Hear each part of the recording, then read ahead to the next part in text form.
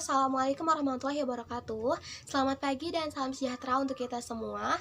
Yang saya hormati Bapak Muhammad Nasir Badu MSI sebagai dosen pengampu mata kuliah Politik Luar Negeri Indonesia yang berada di Universitas Sulawesi Barat serta rekan-rekan yang saya banggakan. Perkenalkan, saya Selviana, mahasiswa Pendidikan Pancasila dan Kewarganegaraan, Fakultas Keguruan dan Ilmu Pendidikan Universitas Sultan Ageng Tirtayasa yang sedang mengikuti program Permata Sakti khususnya di Universitas Sulawesi Barat. Baik, untuk mempersingkat waktu, maksud dan tujuan saya di sini adalah akan membahas materi yang berkaitan dengan politik luar negeri Indonesia. Dalam politik luar negeri Indonesia, kurang lebih kita akan membahas mengenai 9 poin penting. Yang pertama, nantinya saya akan bahas mengenai pengertian politik luar negeri Indonesia. Yang kedua, saya akan bahas mengenai dua elemen penting dalam politik luar negeri. Yang ketiga adalah korelasi atau hubungan antara kekuatan nasional dan kepentingan nasional. Yang keempat adalah berkaitan dengan bagian dalam penggunaan politik luar negeri. Yang kelima adalah proses perumusan politik luar negeri. Yang keenam yaitu berkaitan dengan faktor determinan politik luar negeri. Yang ketujuh adalah tipologi kekuasaan politik luar negeri. Yang kedelapan adalah 5 input politik luar negeri. Dan yang terakhir adalah berkaitan dengan relevansi politik luar negeri Indonesia bebas aktif. Maka berdasarkan hal-hal tersebut, yang saya akan bahas pertama adalah pengertian politik luar negeri. Namun sebelum saya membahas apa yang dimaksud dengan politik luar negeri Indonesia, saya akan sedikit membahas mengenai batasan-batasan politik luar negeri. Batasan-batasan politik luar negeri diartikan sebagai hal yang dapat membedakan antara politik luar negeri, hubungan internasional, serta politik internasional, di mana dalam politik luar negeri yang menjadi aktor utamanya adalah negara dan memiliki relasi yang bersumber dari satu arah. Selanjutnya, setelah saya membahas mengenai batasan-batasan politik luar negeri, saya akan bahas mengenai pengertian dari politik luar negeri. Politik luar negeri diartikan sebagai sebuah kebijakan yang diambil pemerintah dalam suatu negara atau komunitas politik lainnya dalam hubungan negara dan aktor bukan negara dalam dunia internasional. Biasanya hal-hal ini berkaitan dengan fenomena yang sering muncul atau terjadi pada pasca Perang Dingin, di mana negara tidak lagi menjadi aktor utama dalam penyelesaian konflik antar warga negaranya. Biasanya dalam hal ini, aktor-aktor dan negara pun dapat ikut berperan aktif.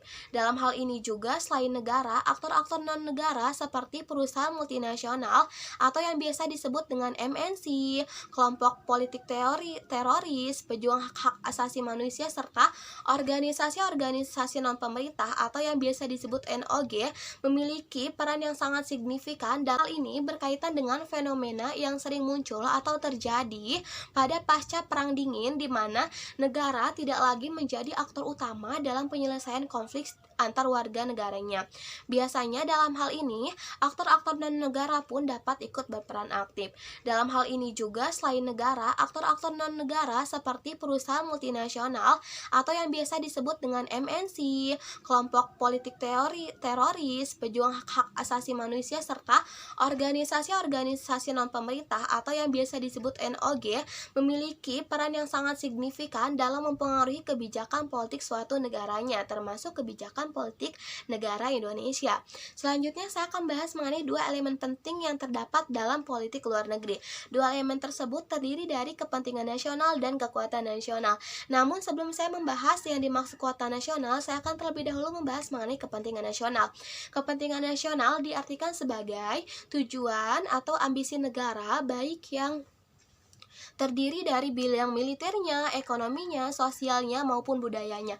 Sehingga biasanya setiap negara memiliki kepentingan nasional sendiri yang hendak ia capainya. Kepentingan nasional ini bisa berasal dari dalam wilayah negara itu sendiri maupun dari luar wilayah negaranya. Biasanya, kepentingan nasional ini secara umum terbagi menjadi 4. Yang pertama yaitu kepentingan yang berkaitan dengan pertahanan, yang kedua adalah kepentingan yang berkaitan dengan ekonomi, yang ketiga adalah kepentingan yang berkaitan dengan tata internasional, serta yang terakhir adalah kepentingan yang berkaitan dengan sebuah ideologi.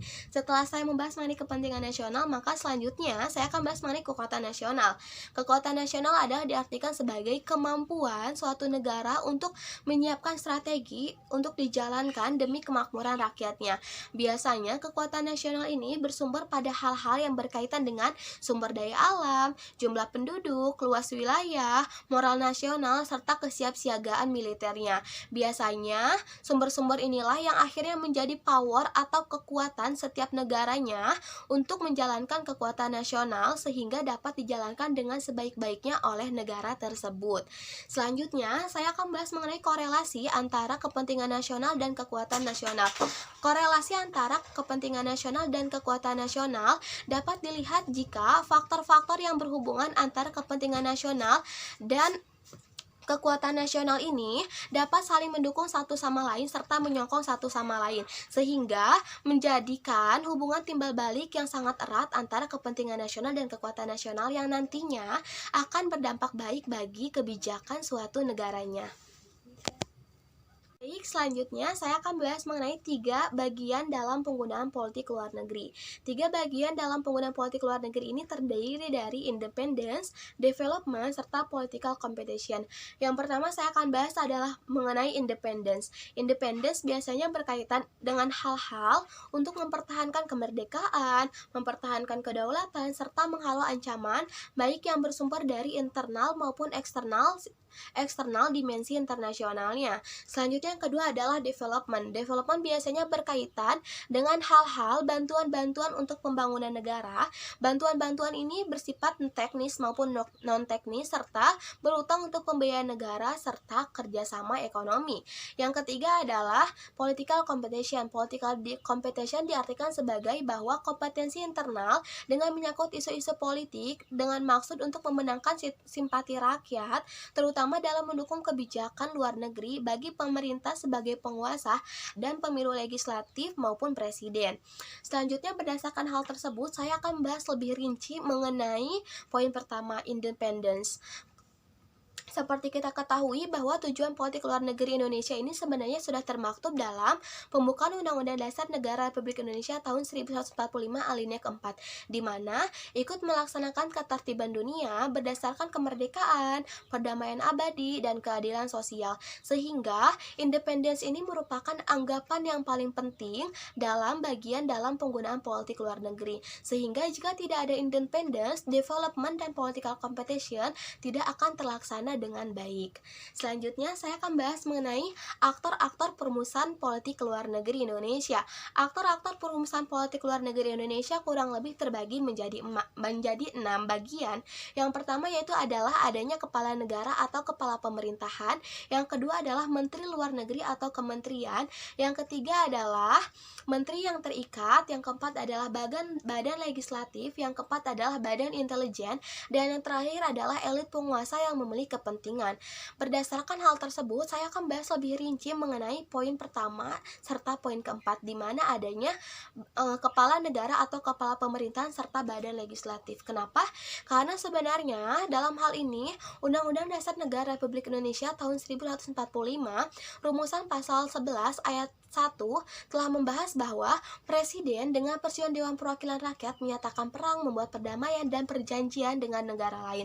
Sehingga kepala negara atau kepala pemerintahan memiliki peran yang sangat signifikan atau peran yang sangat penting dalam merumuskan kebijakan suatu politik negara ini.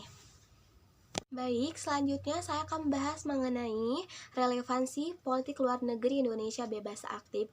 Perlu kita ketahui dan sudah kita ketahui juga bahwa landasan dari politik luar negeri adalah bebas aktif. Politik luar negeri Indonesia bebas aktif diselenggarakan oleh KA sebagai perwujudan dari konsep politik luar negeri Indonesia bebas aktif untuk ikut tetap mempertahankan perdamaian dunia serta ketertiban dunia. Sehingga politik luar negeri Indonesia bebas aktif ini memegang teguh pada dua hal atau dua kata, yaitu bebas dan aktif. Selanjutnya, saya akan bahas sedikit mengenai pengertian dari bebas dan aktif sendiri. Bebas dalam politik luar negeri diartikan sebagai bahwa negara Indonesia tidak memiliki satu ikatan pada satu blok. Dan bebas diartikan bahwa negara Indonesia akan turut berperan aktif dalam menjaga perdamaian dunia serta ketertiban dunia. Selanjutnya, kita akan bahas mengenai masih relevankah atau tidak politik luar negeri Indonesia bebas aktif, mengingat bahwa sistem internasional dulu dan sekarang negara ini berbeda. Tetapi ada yang menyatakan bahwa politik luar negeri Indonesia ini bebas aktif ini bersifat menyeluruh atau bersifat universal dari satu periode ke periode yang lainnya. Pada saat ini juga Indonesia tetap relevan menjalankan politik luar negeri Indonesia bebas aktif, mengingat bahwa pada saat pelantikan Presiden Joko Widodo yang pertama, yang menyampaikan bahwa akan menjadikan negara Indonesia sebagai negara kepulauan dan terbesar se-Asia Tenggara yang akan tetap mempertahankan politik luar negeri Indonesia bebas aktif. Dalam prinsip politik luar negeri Indonesia bebas aktif, maka Indonesia tidak mengekor pada satu kekuatan besar atau menjadi objek, tetapi dalam rangka mewujudkan cita-cita negara, maka negara Indonesia harus menjadi subjek. Perdebatan mengenai masih relevan atau tidak politik luar negeri Indonesia ini sebenarnya dikembalikan lagi pada pemahaman secara komprehensif setiap individunya. Karena sebenarnya yang meletakkan bebas aktif sebagai landasan politik luar negeri Indonesia ini adalah Muhammad Hatta. Sehingga relevansi atau tidaknya politik luar negeri Indonesia dikembalikan lagi kepada pemahaman secara komprehensif setiap individunya. Baik, mungkin hanya itu yang dapat saya sampaikan untuk materi politik luar negeri Indonesia. Saya rasa saya masih banyak kekurangan dan kesalahan, untuk itu mohon maaf dimaklumi dan dimaafkan. Kurang lebihnya saya mohon maaf. Wassalamualaikum warahmatullahi wabarakatuh. Sampai jumpa.